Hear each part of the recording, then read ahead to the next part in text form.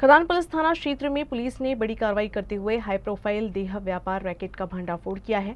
गोरक्षण मार्ग के पास स्थित एक पॉश इलाके में तंजानिया देश की एक विदेशी महिला को लाकर देह व्यापार चलाए जाने की गुप्त सूचना मिली थी।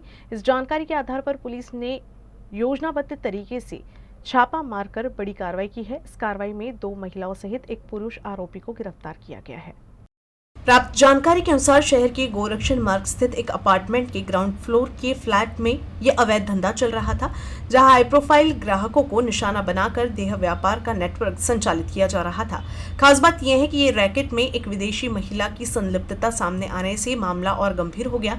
इस कार्रवाई के बाद इलाके में हड़कंप मच गया। पुलिस ने स्पष्ट चेतावनी दी कि पॉश इलाकों में चल रहे ऐसे अवैध गतिविधियों पर सख्त कार्रवाई जारी रहेगी। साथ ही नागरिकों से अपील की है कि किसी भी संदिग्ध गतिविधि की जानकारी तुरंत पुलिस को दे।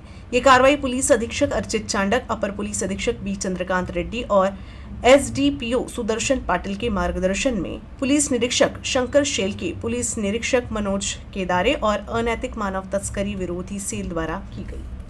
आज पोलीस स्टेशन खदान हद्दीमध्ये एका अपार्टमेंटचे खालतळमधल्या अपार्टमेंटमध्ये एक महिला व तिच्या साथीदार त्या ठिकाणी कुंटणखाना चालवत असून विदेशी महिलेला तिथे आणून त्यांच्याकडून ही देह विक्रीचा व्यवसाय करून घेत असल्याची माहिती मिळाली।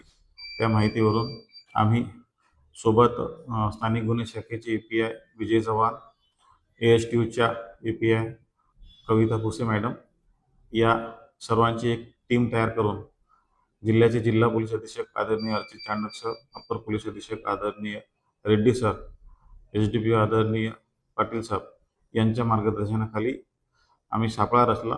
2 पंच आणि पंटर अशा हिशोबाने आम्ही कारवाई करून तिथे छापा कारवाई केली असता एक महिला व तिचा साथीदार या विदेशी महिलेकडून देह व्यापार करत असताना आम्हाला मिळून आला।